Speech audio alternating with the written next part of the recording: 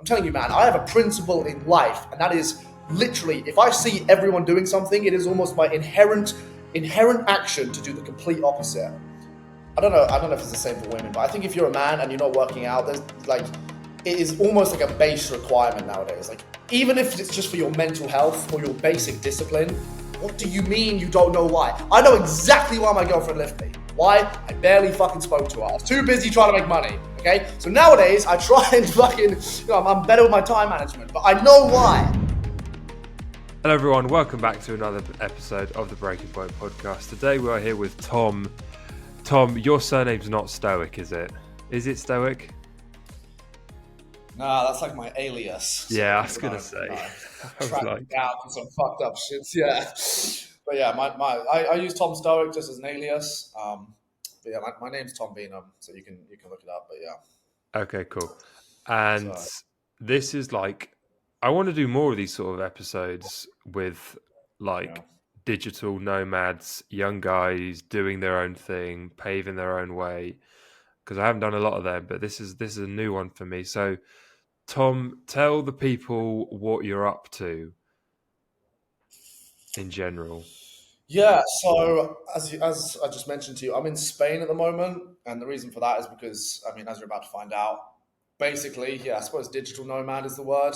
I'm a copywriter, and so I write for a living, which allows me to make money online. Exceptional business model, great life, loads of freedom, can do whatever I want all the time. And yeah, man, I mean, you're from the UK. I think we can come to the same conclusion. And I just decided, you know what, screw it, I'm leaving. Because yeah, the weather's awful and I just didn't like it, so I just moved to Spain. Yeah. How old are you? 23. 23. Okay, I'm 24. Yeah, okay, fair enough. So we're basically the same age. Yeah. Yeah. So what is a copywriter? Yeah, good question. So you'll know, no one's explained it. You know those emails in your inbox from like promotions and all that shit that you never open ever. Those emails make businesses loads of money. And yeah, so smiling, Really? you never open them. Yeah, they make businesses loads of money. And what they'll do is they'll pay someone like me to write those emails for them. And basically my skill is persuading people to buy things. So I write words persuasively, and that just gets people to buy stuff. And businesses will pay me to do that so that they don't have to. And yeah, they make loads and loads of money on the back end. And I know like most people don't open those emails, but a lot of them do. And you can learn the skill and businesses will pay you to do it. And yeah, it's a pretty good life. So yeah, definitely. So it's what are they? The sort of the promotional emails and the things that you unsubscribe to, the marketing like chains that you get put in any time you put your email into somewhere to get like a discount or whatever. You write those emails. Okay, cool. Exactly. So whenever you're going to buy something, and you always get it, like the cashier or someone will say, "Oh, put your email in," and you don't really know why. It's like, why do you need my email? Yes.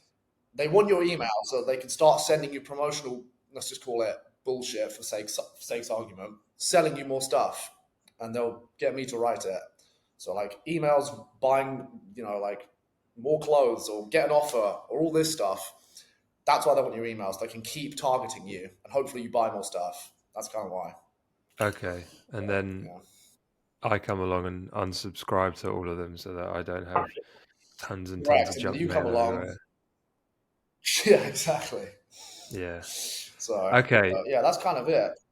No, that's good. That's good. So how did you get into that? Why? Because you nowadays just a add on to sort of preface the question. Nowadays we're inundated with possible like side hustles and affiliate. I think maybe YouTube affiliates and that sort of stuff has died a little bit. But we had there's the short. I had a guy on like last year who did short form content. You've obviously got your Eman Gadzis of the world, who I'm sure we can get onto those sorts of people a bit later on.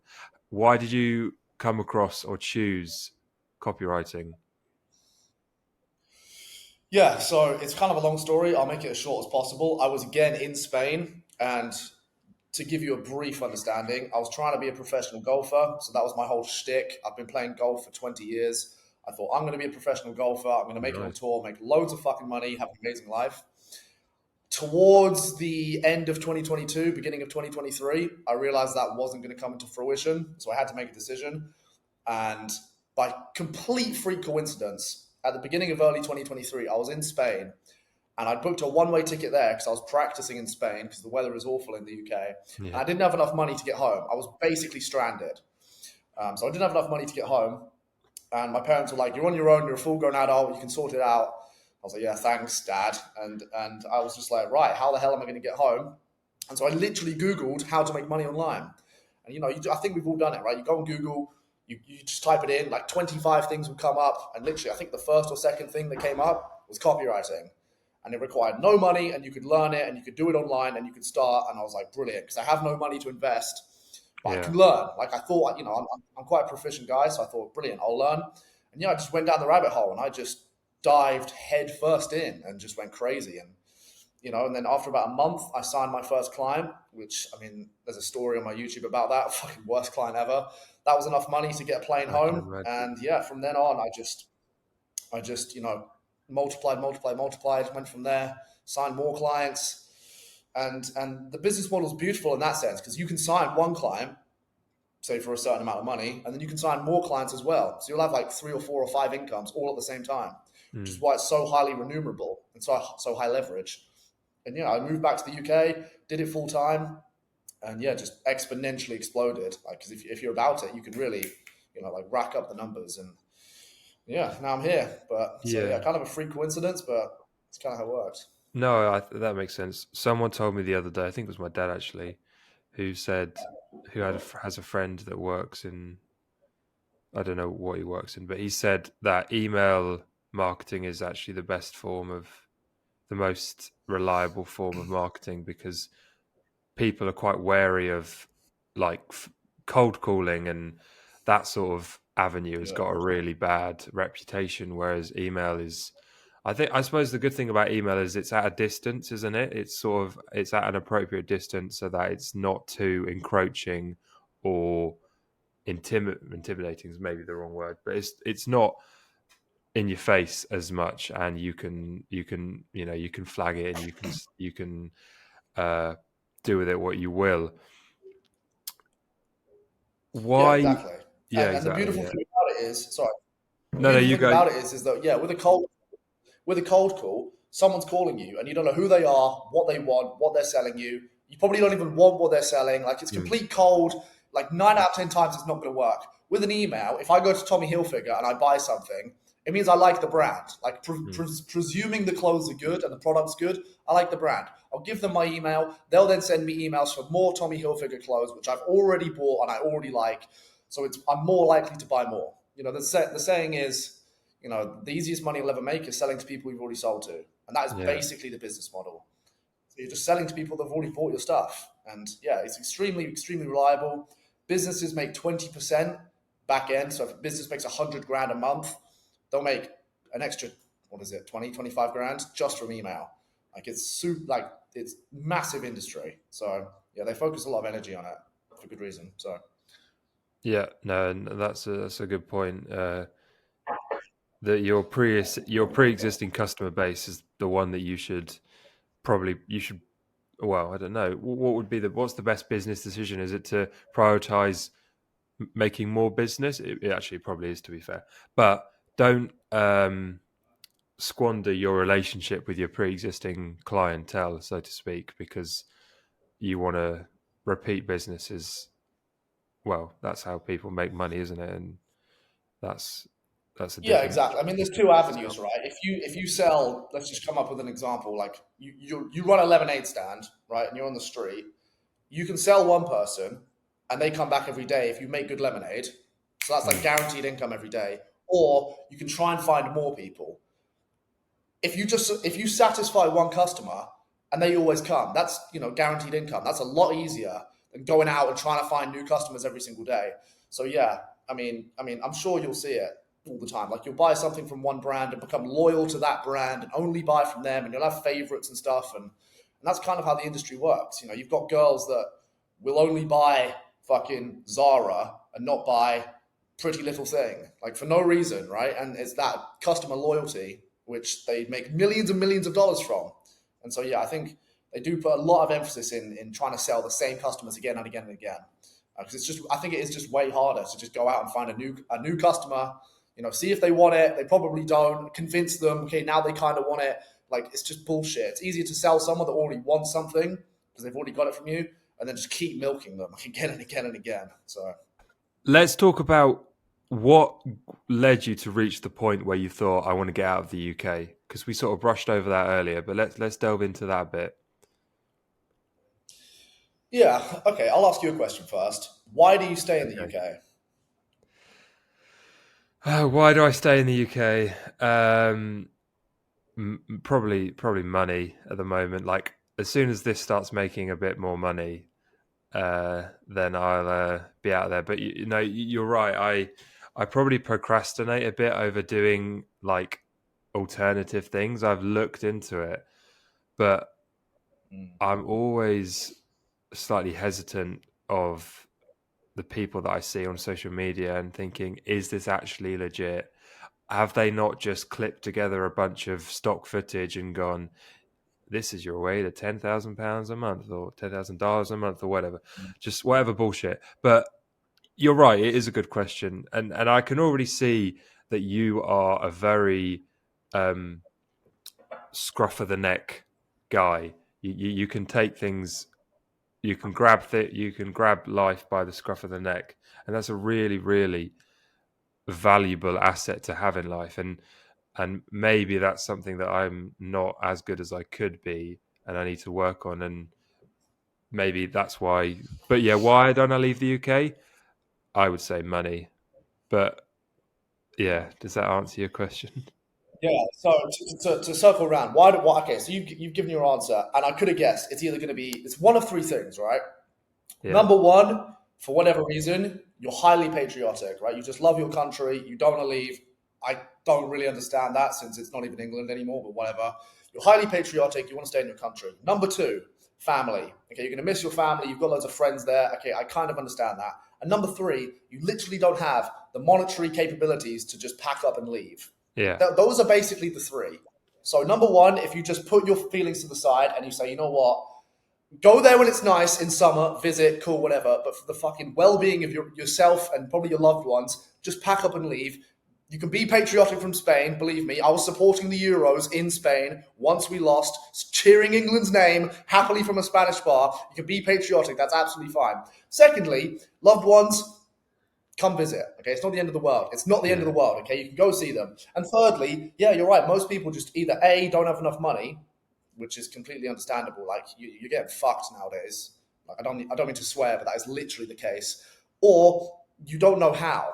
Like it's you're not taught this in school. How do you make enough money to not have a boss and travel around the world and leave and make money online with no safety net and continue to bring it in? Like I know you just said it. You're on social media and you think this is a scam. This is a complete lie. And yeah, to a lot of people, it probably seems like a load of crap. But it's going to come down to one of those three. And I just thought I'm not patriotic enough to stay. My family, I've been living away from my family basically my entire life. I went through boarding school. I see them when I see them. I love them. I call my dad basically every single week, so that's fine. And monetary wise, if you're making like a decent salary and you're not like you don't live like me, like I live just awful, but like you live like a semi normal life, you can pack up and leave. Go to Asia. It's like £15 a week to stay in a hostel or some shit. Like it's yeah, crazy. yeah. And the standard of living is better. It's more sunny. The people are nicer. The food's better for you. And like you said, yeah, that scruff of the neck attitude to just say, right, screw it, we're going.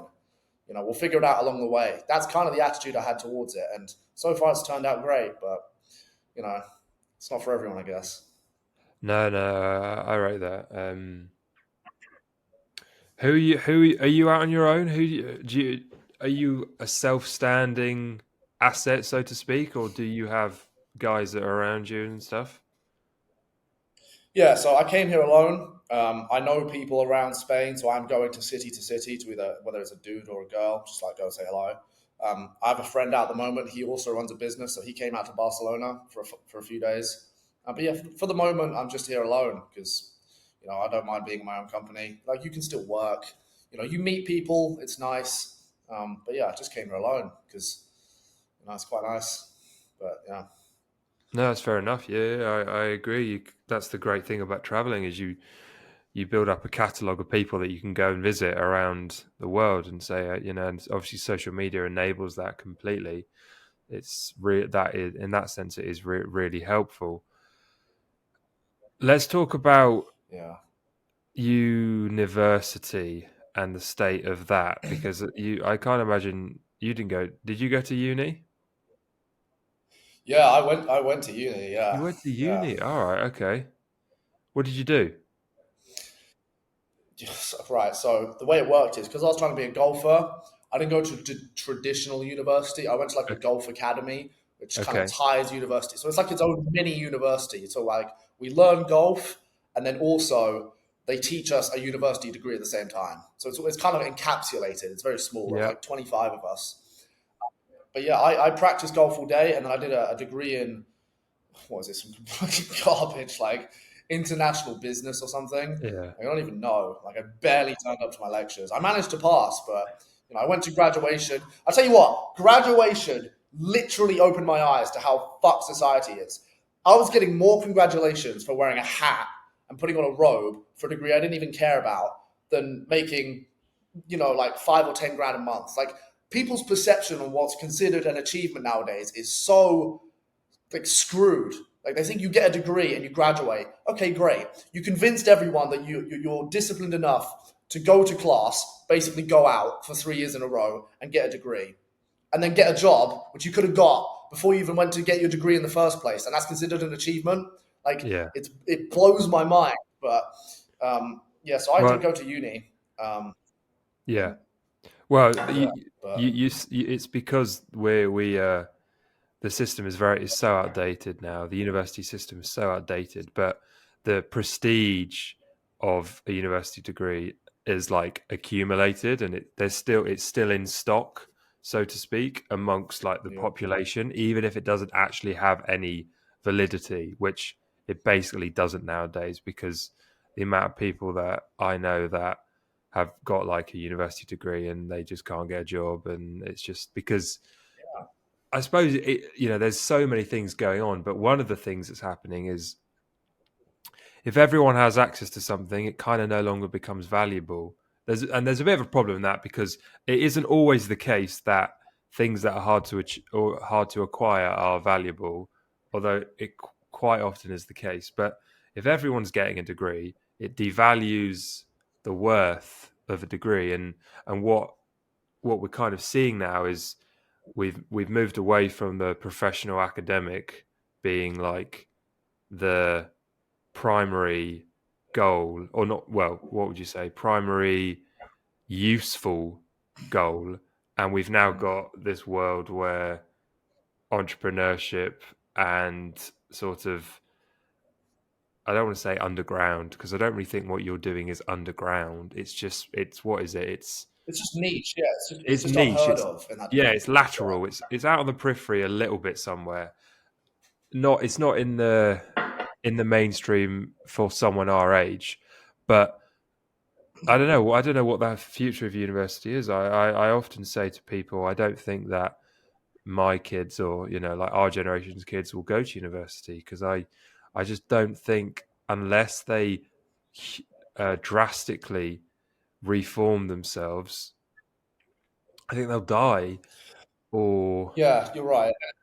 Yeah, you're definitely right. You're absolutely right. And the thing is, I'm telling you now, if I had a son and I told him and he said to me, I want to go to university, I said, okay, you can go to university, but the only reason you should be going to university is to delay life for 3 years. And in that yeah, time, you can think of something to actually do. Because ultimately, when you're at uni, life doesn't, it's not real, right? Okay, you go to uni, you're with your friends, you study, you go out, you fuck girls that give you, like, it's just bullshit. All of it's just rubbish, right?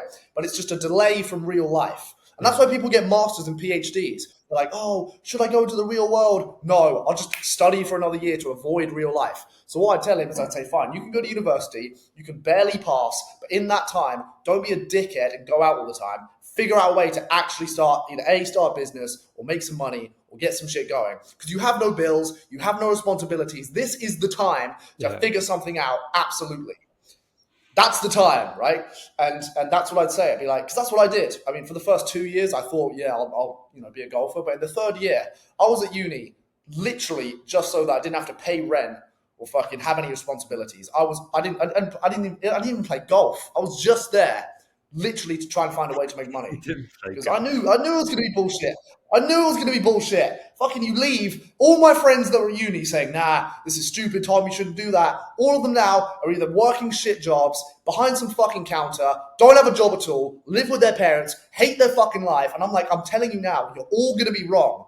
And, it's come full circle. Now I'm living in Spain, and they're all back in the UK. And they're like, how did you do this? I'm like, one day I woke up and I realized that in 6 months we're all fucked, because even if you get a degree, you're going to have a shit job and your life is going to suck anyway.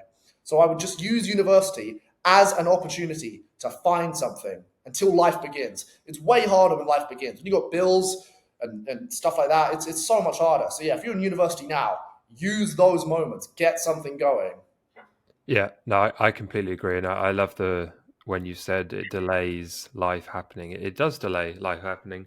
And like my brother, he took a gap year, and then he was going to get a job doing like an internship doing cybersecurity. And it was between that and going to university.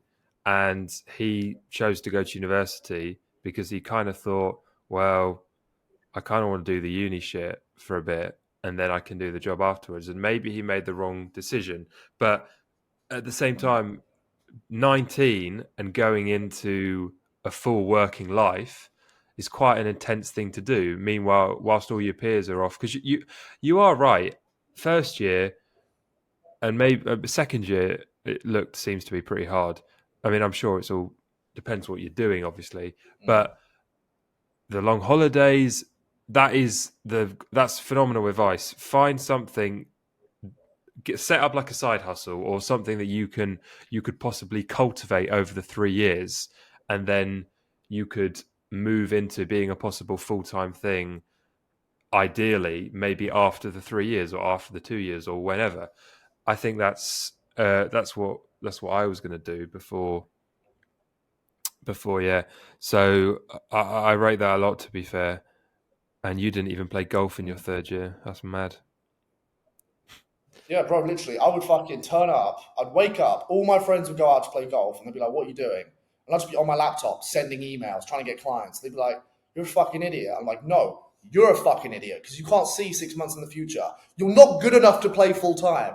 Like, just remove your ego, humble yourself. I'm as egotistical as it gets. Even I was like, I've got no fucking chance of doing this. So you need to figure out something else. And they're like, oh, but I'll figure out something. How the fuck can you live that way? Now you're behind a stall serving grandma's chocolate bars every fucking day of the week. Fucking hell, 6 months ago, I literally warned you. I was like, you are going to be fucked if you don't figure out something. And yeah, I'm telling you, man, use university wisely. Like, literally, don't even use it for the degree. Use it for the time. You have no responsibilities. Figure something out. You have no responsibilities. Because when life hits, it's going to hit hard. That's the key. Yeah. And you're going to be one of those girls on TikTok like, I got a degree and now I can't find a job. What do I do? Like, just pity dick sympathy looking. It's crazy, man. I don't know how people do it. But What do you think's going on with young people nowadays? And where do you think we're headed, this generation? I mean, it's funny because I have two cousins, and my cousins are 16 and 12. And I'm trying very hard to sort of ensure they don't become like every other child. Like I'm very like, I'm almost like fathering them, because I can see the demise of children going into the future. I agree. I think it is going to be I think if you're not exceptional, even if it's just a little bit, you're screwed.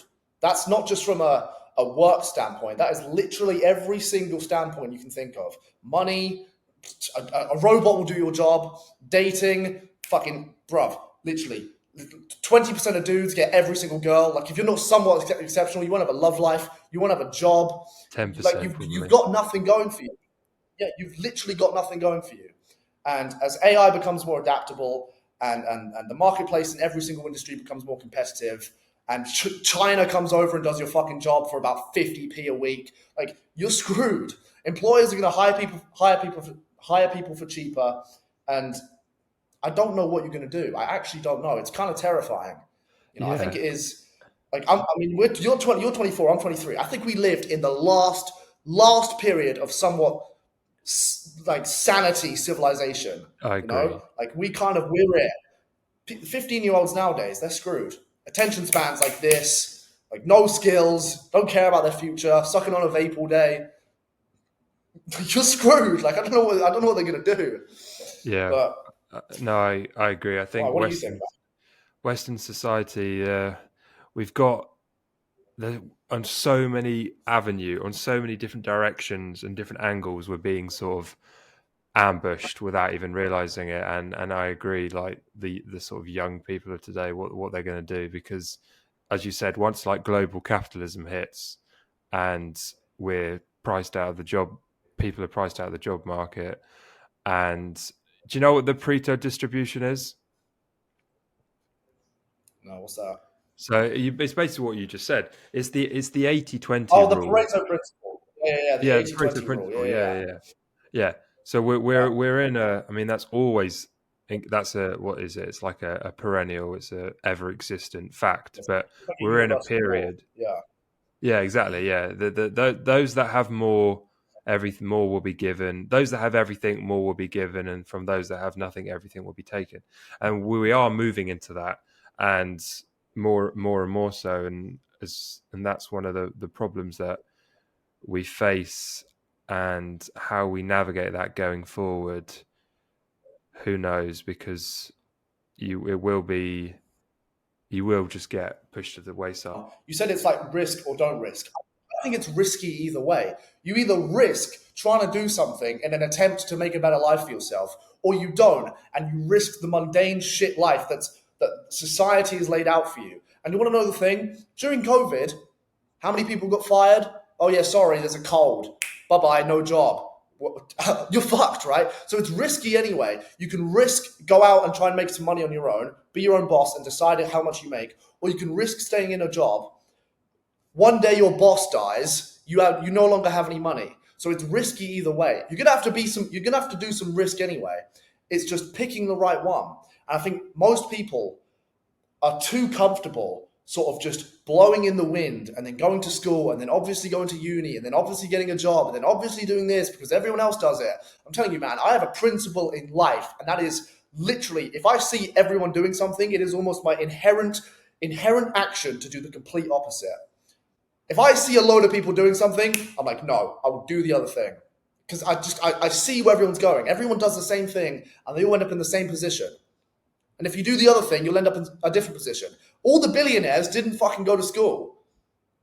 Everyone's going to school. How are they going to be rich if all the billionaires aren't going to school, right? The billionaires aren't going, so I'm not going to fucking focus on school. I'm going to focus on something else. And yeah, I'm telling you, man, you've got to pick your risks because it's going to be risky Right. either way. No, you're right. Yeah, It's nuts, bro. you are right. It is a case of pick your risk. The biggest risk of all is not picking a risk. Or what's the saying? There's a saying about something like that. I can't remember what it is, but Yeah, the yeah, biggest like with risk is this. no risk at all. Yeah, exactly, something like that. Yeah. Like with this podcast, I was really uninclined to start it because I was worried about the possible like uh, reactions and implications that I'd get from people being like, "Look at this guy. Who does he think he is?" Da da da da.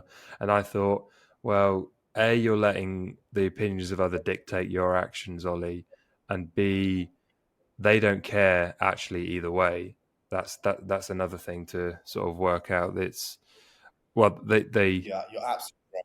yeah, exactly, and it's a cliche, isn't it, to don't live your life pandering to other people, but the risk was I either don't start it or you don't break, or in your case you don't break away and do your own thing, or you wake up one day 40 years time wishing you had done it and thinking, why didn't I do it? And it was because I was worried about what people thought, and actually they didn't really there's only so much damage a person's thought can do to you.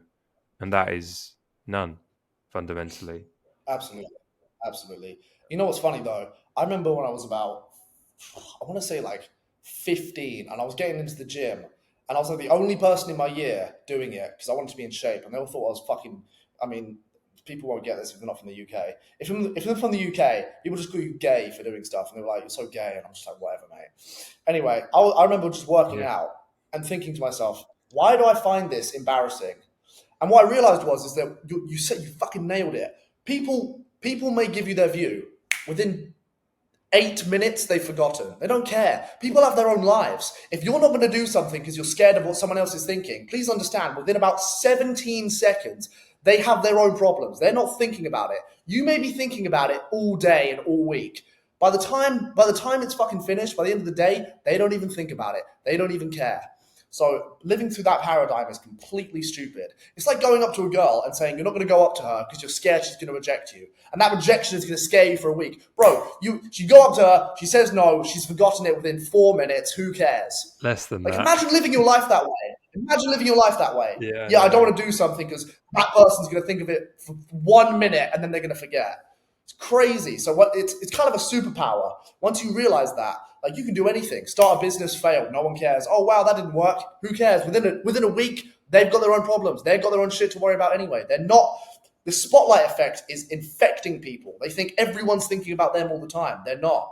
People have their own lives. They have their own problems. They have their own shit to do. They don't care about you as much as you think they do. And once you realize that, you can do anything. You can do anything. Yeah. It is a complete and utter superpower. Is that what it's called? Is that what that phenomenon is called? The spotlight effect? I didn't know it had a name. Spotlight effect. It's the effect where you think that everyone is going to be looking at you and judging you all the time. And it's like, bro, no one cares. Wow. Even celebrities, bro. What is it like every week? A new celebrity sex tape comes out. Oh, wow. Look, it's Kim Kardashian's vagina. It's like, no one cares after like a week. We've got our own shit to do. We don't care. So you think about it on a grand scale like that. Do you really think anyone gives a shit if you go out and start a business and it fails? No one cares, man. Like they move on. They have their own shit to do. So just do it. You know, if it succeeds, great. And if it doesn't succeed, who cares? They're not going to remember it anyway. Yeah, exactly. If no one cares about you either way, then you might as well do it, mightn't you? That's the fundamental. Exactly. If no one cares either way, then you might as well just go and risk it. So absolutely, it's also exhausting. Yeah, oh god, yeah. No, it is, isn't it? Placating and pandering to everyone, and considering it is. Thing is, it's complicated because there's one type of person that doesn't care at all what anyone thinks, and that's a psychopath. And that is where it comes in, but it's a leveling, not a leveling, it's a balancing equation, and you have to get the right balance. And I do think there is a benefit in life to, in certain contexts, unleashing your inner psychopath, because we all have one. And there is definitely a necessity for being able to act like that, but it's just about choosing when you don't do it, which is part of the adventure of life, I guess, or journey of life, maybe. Let's talk about the gym. I'm guessing, because you brought up the gym, do you still go to the gym when you're traveling around and stuff? And what sort of, we'll go there first. Yeah. So I think I've been working out for like 9 years now, on and off. I mean, I had to because of golf, so there's that element. But yeah, when I'm in Spain, I'll go to the gym. And I also think, I don't know if it's the same for women, but I think if you're a man and you're not working out, there's like, it is almost like a base requirement nowadays. Like, even if it's just for your mental health or your basic discipline, if you're not going to the gym, bruv, I have no gym, do push-ups. Like, just get the fuck on with it. Like, it's one of those staples in life where I think if you do it, it's going to benefit every area of your life. 1, you're going to be in better shape. 2, it's going to improve your mentality because you're going to look better, so you're going to feel better. 3, it builds discipline. Every day I'm going to go and do this, and every day I'm going to eat right, and every day I'm going to do this. That discipline is going to leak out into other parts of your life. And I think it's a complete net benefit in all aspects. Sometimes I don't want to go. Doesn't matter. Still fucking go. Because I've been going for 9 years. That discipline builds up. It gets easier over time. I think someone said it's like the first 25 days are like a struggle, and then after that it becomes fun. Like to one person, the gym is a pain in the ass. To another person, it's the only thing they think about in the day. They can't wait to go. I can't wait to go to the gym. I look forward to it. You get pumped, fucking, you're feeling good. It's great. And then another person will be like, I don't want to go. But if you go long enough, eventually you're going to start enjoying it, and then it just becomes a staple of life. And yeah, it's discipline building. And I genuinely think if you're a full-grown man and you're not going to the gym, like you're just crazy. Or at least if you're not trying to, like, do some fucking push-ups, man. It's going to help you in so many areas of life. So no, I agree. I completely agree. And I don't think it just builds discipline. I actually think it builds courage as well. So I think, yeah, absolutely, as you said, the way that the discipline seeps out into every aspect of your life, lifting weights and pushing through those boundaries and that resistance that you get cultivates your ability to be courageous, and that seeps into all aspects of your life, whether that's dating, business, standing up for what you believe in, not letting people push you around, etc., etc. It's all related. And another thing that I just thought as you were talking is like why exercising is so important for young men nowadays is young men can't rely on their testosterone levels anymore because they're just absolutely through the floor nowadays for whatever reason. So you can't, it's not like your granddad who you can't rely on being a 24-year-old or 23-year-old guy anymore and just go, because testosterone isn't just a muscle building necessity, sort of the male hormone. It has so many other impacts. It boosts mood. It makes you all the things that we were just speaking about. Testosterone is related to it. It boosts courage, mood, confidence, and one of the reasons why there's so many flipping depressed guys nowadays is because their testosterone is just nowhere near where it should be. So now more than ever, the gym and lifting heavy weights is an absolute necessity for young men if they want to feel better than how they are now. I was watching Piers Morgan did an interview with Chris Williamson. I don't know if you know who Chris Williamson is. I presume you know who Piers Morgan is. Yeah. And Piers asked him, what's more important, mental strength or physical strength? And Chris Williamson said physical strength. And Piers was like, what do you mean? I'd say mental strength, especially in today's generation. And he was kind of saying that mental strength is downstream from physical strength. He believes that a workout in the gym is the best thing he can do for his mental health, more than reading a book or more than meditating or more than whatever. Working out, getting that pump, getting those endorphins, the chemicals, the release is the, what would you say? It's the most like it's good for you. Yeah, exactly. Yeah, you're right about the testosterone thing. Like, bruv, I mean, I saw a graph like a year ago, and I was like, what? Like, you can kind of tell. Like, I mean, I'm covered in body hair. I'm outlandish as fuck. Like, I'd say my testosterone levels like at a healthy level. Like, you can tell. But like, you look at some dudes, and they'll be like, they'll have tits. They'll be sad. They'll have no motivation, no ambition to do anything. Like when you're high test, like you want to attack life all the time. Like I can't stay in one position. I'm constantly occupied. I want to do shit all the time. Like I'll lift a weight and my mate will lift another weight and I'll say fuck you and I'll have to lift more than him. Like I want to make more money than all my friends. Like it's one of those things where it is important. Now, how do you improve that? I don't know. Like my dad he was basically like me. He was fucking crazy. My grandparents were like me. They were fucking crazy. So maybe it's genetic.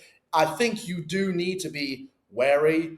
Like I don't want to get conspiratorial, but you should definitely try and at least optimize your testosterone in any way possible because it is like a superpower. If you have one person that has healthy test and one that doesn't, this guy has an innate advantage no matter what. Like it's going to be difficult to beat him. We just have more. It's just more on our side. That's why when people come to me and they say, oh, but like women can do the same as men. It's like, yeah, maybe you can, but it's going to be so much fucking easier for a man to go and run a marathon or do this or build a business or go and do something because we have testosterone, which is literally like an ambition drug. Like we get up in the morning and we're hard. Bruv, we're ready for the day. That's just how we wake up. Women aren't like that. And if No. you're just pumped full of testosterone, it's going to make life so much fucking easier. And yeah, I think it's scary, man. You know, most people don't even think about it. Like I'm telling my cousins now, I'm like, no, don't eat that junk food. Like go to the gym. Like just be careful of your health. Like drink good water. Like don't be an idiot. Yeah, Literally. they're going to be screwed. I can't imagine where we're going to be in 10 years. It's going to be crazy, man. I used the analogy the other day speaking to someone. There's like a Roman or a Greek sort of like fable of this guy. I think it was Icarus. Someone flew too close to the sun, or This flew this too close. yeah, someone he like had these wings that were glued onto him, and someone said don't fly too close to the water, and don't fly too close to the sun. Life is just an up and down of flying too close to the sun, get burnt, down you go again, and then flying too close to the water, and then sort of up you go again. We just oscillate from this. So hopefully, and I do think people are waking up and being like, yeah, probably should drink better water, and like let's limit junk food a bit more, and well, the one that will exercise, as you know, I can't reiterate. I think because in every single way, working out is just absolute paramount to like life. Right, let's change topic back to you. Um, it's about mental health. The podcast sort of primarily. How have you? I know it's a cliche, maybe, and you're like, I don't give a fuck, Ollie. Fair enough. It's not really that type of podcast.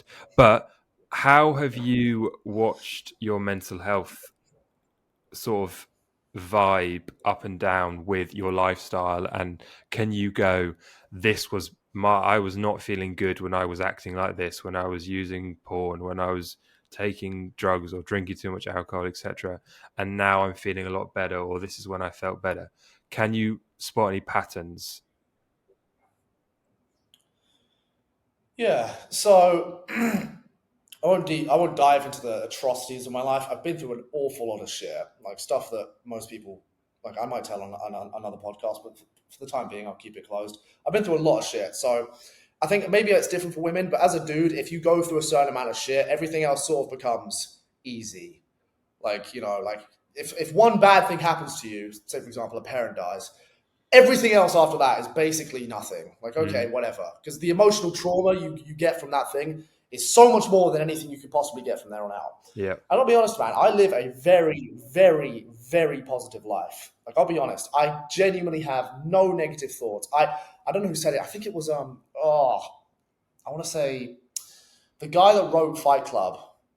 I don't know his name. Anyway, he was talking about how he went through loads of trauma and how his mum died or his grandma died.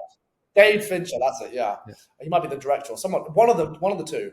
And he said how you can literally you can cognitively reframe, and that basically means, right, if something bad happens to you, which it's going to happen to all of us, right, today, tomorrow, next week, next year, something bad's going to happen. If you can cognitively reframe that situation to finding the positives, you win. So I'll give you an example. A year ago, my nan died, and that was awful. But as bad as it was, I was still thinking to myself, you know what? That is awful. However, at least now she's not suffering. You know what I mean? Like, it's awful, but now she's okay. And so if you can constantly see the not necessarily the positives, but sort of reframe the negatives, you can't really lose. And so when bad things happen to me nowadays, like, bad things happen, like I've lost loads of money, my girls left me, stuff like that. I always see it as an opportunity to think, okay, this ain't great, but I guarantee there's a positive here. So for example, if your girl does leave you, good, get in the fucking gym. She left me because the universe is telling me I ain't shit. So I now have to level up. You know what I mean? Like, I'm going to use that stress and that heartbreak as motivation to go to the fucking gym and make more money. Bruv, my girl left me. Next month, I made 3 times that month. I mean, fucking tripled my income. So if you can find the positives in everything, and it's not hard. I think if people say they can't, they're just coping. They're looking for attention. You are absolutely gonna reframe your mental health. Now, I'm not an expert in it. This is just like my, like Tom Stoic methods, etc. But I genuinely think, okay, something bad happened, cool. But that means, like, I was out yesterday. we went to a beach club. My phone died and my friend's phone died. We're like, oh, this is shit. But then I thought, no, it's good, because now I'm going to have to figure out a way to navigate through Barcelona and try and get home, which is going to increase my navigational skills. You know what I mean? Like, I just find the positives in everything. Fucking everything. And if you do that, you're going to live a pretty well fulfilled, happy life. And you can consciously decide to do that. Do you know what I mean? Like, Yes. am I chatting shit, or does that kind of make sense? No, I do. I completely, I think I am not a avid believer of the idea of like the blank slate idea, which is we're all born exactly the same. I think we have biological determinisms to some degree, but, and it could, someone could easily rebuttal you and go, "Oh, it's easy for you, Tom, because you clearly have an innate temperament to be more positive. Maybe you do, maybe you don't. That's a different topic." But regardless of that, you're absolutely right in it is down to our own choices to try, even if it's uncomfortable. We have to start off with to try and push ourselves to focusing on the positives, because I was speaking with a guy on who he had like a degree or a master's degree in neuropsychology or something, neuropsychiatry, and we were talking about how our brain creates like a network, which is like a thought pattern which we delve into a lot, and it's really hard to get rid of that network once it's been sort of, what would you say, fortified.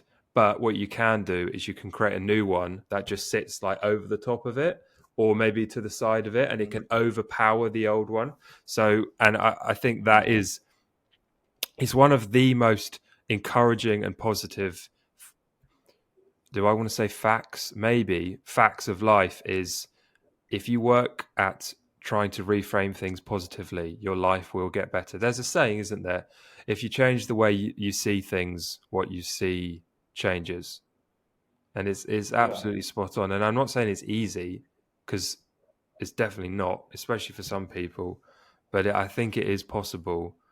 And it gives you autonomy, isn't it? Like, life is, when you give people back autonomy, that's what actually, the sense of control is most of the time exceptionally beneficial. And I just want to add another thing before you butt in, because I thought it was really interesting when you were talking about how your girl left you, and you were like, I made more money. So, in the Bible, the Noah Ark story. This is a bit of a tangent, but I think this is really interesting. So the true meaning of Noah and the Ark is, so from a spiritual perspective, the masculine is represented as order, and the feminine is represented as chaos. Anyone that knows women and men can tell you that. Obviously. Yeah, exactly. I was going to say that's pretty accurate. So, but the point of that Noah Ark story is the flood will come, and the flood will wash away all order that is faulty or not quite what it could be. And that's what women do with men. Women highlight to men their flaws, and then they punish them because of their flaws. And the purpose of that is for the masculine to rebuild stronger and come back stronger after being washed away by the flood of the chaos. So because I think, and that's sort of relevant in so many different aspects of life. It's not just relevant it's relevant in society. When Grenfell Tower happens, why did it happen? Yeah. It's because some dodgy businessman knew exactly what was going wrong, didn't want to pay more money, so faulty capitalism. It's relevant in that sense. So it's a like all-encompassingly accurate story. Yeah, I think you're right. Especially when it comes to women. Like, for example, if my girl leaves me, that's my fault. I think you should take complete accountability for that. If a guy comes to me and says, my girl left me, I'm like, that's your fault. Like, ultimately, that is on you. If you were a good enough guy, she wouldn't have left. Like, I've seen women put up with some shit because the guy is the guy. Like, they can't leave him. He'll do this and do that and whatever, but he's that guy. She ain't fucking leaving. So if she does leave, step your shit up, bro. You know what I mean? Now, and Yeah. that's what I mean, bro. Literally, that happened to me, and I was like, cool. I'm so much better with women now. Girls don't leave me now. I've got my shit together. I've learned, and you can learn from those scenarios. And people don't. They just seem to think, oh, she left me. She's a dick. I can't believe she did that. It's like, bruv, just fucking stop being a little bitch and understand it's your fault. And if you understand it's your fault, then you can take the steps necessary to fix it. Because now the ball's in your court. Yeah, if it's her fault, okay, cool, whatever. There's nothing you can do. But I guarantee anyone watching, if your girlfriend left you, it's your fault. And you know what's worse? They won't even know why. They'll be like, she left me. I don't know why. What do you mean you don't know why? I know exactly why my girlfriend left me. Why? I barely fucking spoke to her. I was too busy trying to make money. Okay? So nowadays, I try and fucking, I'm better with my time management. But I know why. And people don't even reflect. And it keeps happening to them. That's why they never evolve. I'm telling you, man, people are just, like you said, in 10 years, I don't know where we're going to be, but everyone's going to be screwed. But it's absolutely, you need to take accountability for things. And, positively reframe every scenario, and you'll come out good on the other side. I don't believe it's doom and gloom forever. Life does get better. You just got to take accountability. I agree. I completely agree. Right, I've probably got two more questions before we sort of wrap up. Let you get back to your evening in Barcelona. First one, what advice? Let's try and not give like the Tom Stoic answer of swashbuckling, forthright. Let's tone it down a little bit. Maybe that's wrong. Maybe that's the wrong sort of pretext to give it. But what advice would you give young men who, if you were kind of wanted to help them move forward in life, and they were struggling and they didn't know where to turn? I mean, I know it's a big question to ask a 23-year-old. So no, don't worry. Right. So good question. Right. I'd probably do two things. Number one, I would be completely unapologetic. Because like I just mentioned earlier, eventually no one's going to care what you do. So you may as well be who you are and do what you want to do. Right. So that thing you want to do, like this podcast you wanted to pursue, whatever it is, do it. And be who you want to be. And be completely unapologetic. Okay? You can probably tell, I don't care, right? I'm going to say what I want to say. I'm going to do what I want to do. And my life is a lot better because of it. Because like we said, it is exhausting to not be yourself, right? Yeah. So number one, be completely unapologetic. Okay, it's super important. And number two, and this is probably just as important, you need to walk first and think later. And by that I mean, take the first step. When people come to me and they say they want to make money online or make money in general, like with this podcast, I'll give you the perfect example. When you started this podcast, did you know particularly how to make a podcast, or did you just start and figure it out along the way? Yeah, you just begun, right? You just said, you know what? Today I'm making a podcast and I'm just going to do it. And that's what people need to do.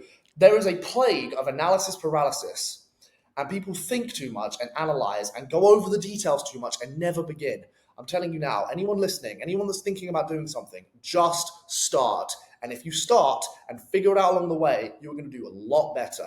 Okay. Yeah. I didn't know what copywriting was. I found it out one day. I started the next. Boom. A year later, I'm doing it full time. If I'd spent months and months and months figuring out how to do it, all the ins and outs, etc., I wouldn't have got anywhere. The guy that takes the first step is still further than the guy that thinks about taking the first step.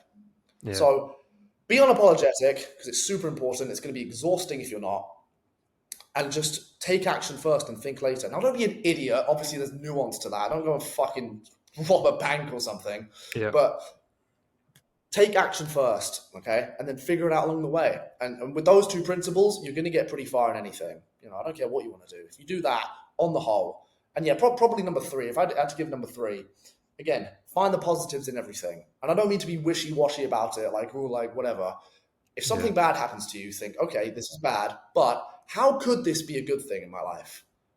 If I were to make this a good thing, what possible outcome could this be a positive interaction on my life? And if you do those three, I think on the whole, you're going to be pretty good. That's men, female, whatever. I think on the whole, that's going to serve you pretty well. I completely agree. Yeah, I think, and the third one was a very necessary and very apt addition as well. So I think that's good. That will make a good little clip up to put out. Right, final question. This is called the Breaking Point Podcast because I'm interested, at least to some degree, in like people's breaking points where they thought maybe like a low point, or maybe even a high point where arrogance got the better of them, and they were taken out by life, which often has a habit of doing. Do you have a moment? I mean, I'm sure you do. Maybe it was a moment you started doing the copywriting, but do you have a moment where you thought, I need to make a change? This hasn't been working out and I need to go. Maybe we've already spoken about it, I'm not sure, but I need to do something different to get a different outcome than the one I'm currently getting. Yeah, so I do have a moment, and I don't know if you've heard of this term, but I found it out. Apparently, it's called the FTE, which literally stands for the fuck this event. And it is an event where, as you just said, it's kind of your breaking point, and something happens, or you hear something, or something occurs in your life, and you genuinely look around and think, what the hell? No, fuck this. Yeah. Something needs to change, right? You know what I mean? So yeah, I did have that moment. I made an entire YouTube video about it. It's like 12 minutes long, but essentially I'll try and make this as quick as possible because I know we're going to run over. I'll make it as quick as possible. I was on my way to play golf with my friends in a 1 you'll know what it is, a 1.0 liter Corsa. It was basically falling apart with all my friends. There was one in the front, two in the back, me in the passenger seat. And my friend that was driving got a call. And the call was from a 19-year-old. And he was on speaker and he said, "Hey, Joe, by the way, just thought I'd let you know the Lambo's come in." And I'm thinking, that's weird. What does he mean? So he hung up and he said, I was like, "What's that? Who's that?" And he said, "Oh, it's my mate. He's 19 years old and he just bought a Lamborghini." And I was like, "What?" He was like, "Yeah, he's doing this Forex thing and it's great. He's making all this money online." Bear in mind, we're sitting in a Corsa. I have 45 pounds in my bank and I'm 21. And I'm like, what? Yeah. Anyway, we go and we go and we go. And I keep asking questions and I'm genuinely sitting there thinking, my life is a lie. Like, I thought I was doing good. Like, I'm a golfer, I'm going to make all this money and shit. This 19-year-old has 300 grand for a car. Mm. What am I doing? I've missed something. And yeah, from that point on, I genuinely, honestly, after that, I went home and I looked up Forex for 5 hours and I knew I had to do something because that shook my world, man. I couldn't believe it. And you know what's funny? I wasn't the only person in that car that day. There was 3 others. And I was the only one that saw that experience and thought, no, something needs to change. The other 3, they didn't even care. They're like, oh yeah, he's got a Lambo. I was like, what the hell, man? And you know, they're behind, like I said, fucking giving chocolate bars to grannies in pro shops, and I'm here. So that was my event, and I knew I had to change after that. I couldn't even sleep after I heard that. Yeah, no, exactly. That's it's like a Wizard of Oz dropping the curtain moment where you see what is out there, and you're like, what the actual fuck is going on here? No, I like that. That's an original one, actually. I liked how it was contextualized in a moment like that, when it was sort of a kind of a secondhand sort of eureka moment. Tom? Yeah. And I want to add something quick. Okay. Sorry, I don't want because I really, you mentioned how you think some people have like predetermined mental fragility, or they have something when they're born. Like we're not all born the same. Yeah. I think every single person has had that event. At some point, you've had an event which, you know, makes you think about life. And I think a lot of people just ignore it. Yeah. They don't realize it, or they pretend it's not there. And the same event, because I was not, like I said, I wasn't the only person in that car. The same event was perceived differently by 4 different people. And so I think any event you have, or any breaking point, everyone has them. They just refuse to take action upon them, or they refuse they're even there. So I think everyone has them. You just need to be, you need to perceive them. And yeah, some of us take that perception and make lives out of it, and some of us just ignore them. So.